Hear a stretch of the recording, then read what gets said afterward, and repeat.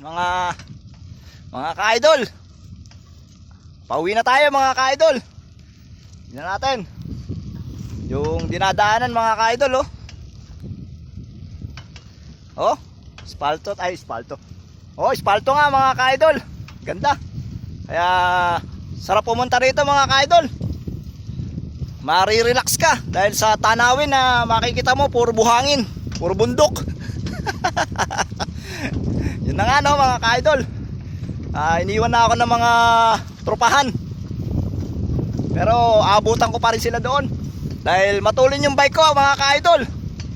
Lahat na nakasalubong na ito mga ka-idol iwan, pati yung mga nakapark mga ka-idol iwan talaga sa sobrang bilis ng bike ko. So yun na nga no mga ka-idol, tignan nyo. Yan yung binabike namin papunta dito sa bundok. So yun na nga, aakyat tayo mga ka-idol.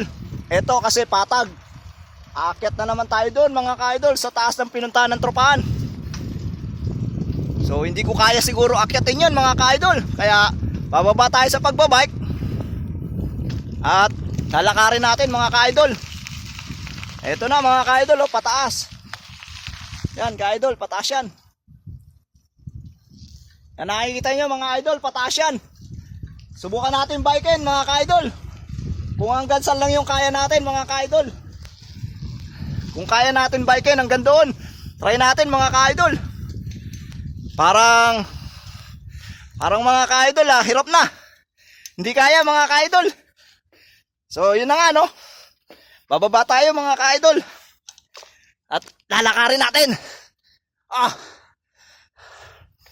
Ayan yung kalsada rito papuntang bundok mga ka-idol. Akala ko pag pababa ka ng bundok, puro pababa na lang. So meron pa rin palang pataas. Yan. Yan. Ang sarap ng pawis natin mga ka-idol.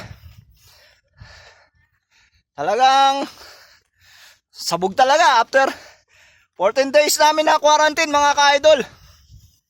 So yun nga, ngayon lang nakalabas. Kaya na-miss din ng pawis. Sarap pagpawisan mga ka-idol. So yun na sila. Yan na mga ka-idol. Sila nandito na sa taas at tayo inihingal na sa pagod. Kasi yung mga bike nila mga ka-idol, tignan nyo.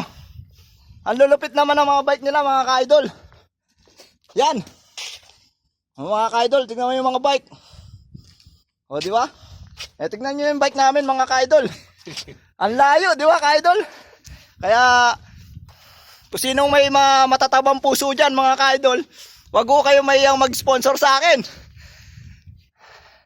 Tignan nyo naman yung mga bike nila mga ka-idol. Dito na tayo sa second floor. Yun.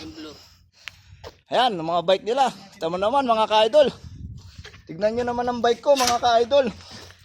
Oh, may tamit pa. Extra t-shirts natin yan mga ka-idol. Ano tawag doon? Tapaludo. Dati tayong Boy Scout kailangan laging handa. Yun na nga no. Yun na nga, yung visor ko. Ayan. Sa totoo talaga niyan mga ka-idol, bibili lang talaga ako ng kamatis Nasama lang ako nila dito Pero maganda dyan, sumampa ka na sa bisikleta mo, doon pa tayo. Yun, nagyayaya na yung isang big boy namin, yung pinakamatangkad sa grupo. Yun. Yun. Yan. O yan. Yan mga ka-idol. Ito yung way papuntang pagpababa, papunta impyerno yan. Pagkapataas, papunta langit. Pero yan, mga ka-idol, yung way na yan, yun. Sa pinuntahan namin kanina, mga ka-idol, yung bundok. Na kung saan makikita yung yung parang bundok-bundok na kahalintulad ng sa Bohol, Chocolate Hills. Pero dito, hindi chocolate. Buhangin.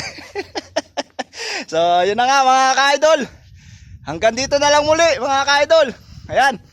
Yung boss ko, supervisor ko. Kailangan din niya magpapawis Sige, hanggang dito na lang mga ka-idol. Bye-bye! Op! Huwag nyo laging kakalimutan mag-subscribe, like, subscribe, and click the notification bell para lagi kayong update sa aking mga video, mga ka-idol. So, yun na nga, no?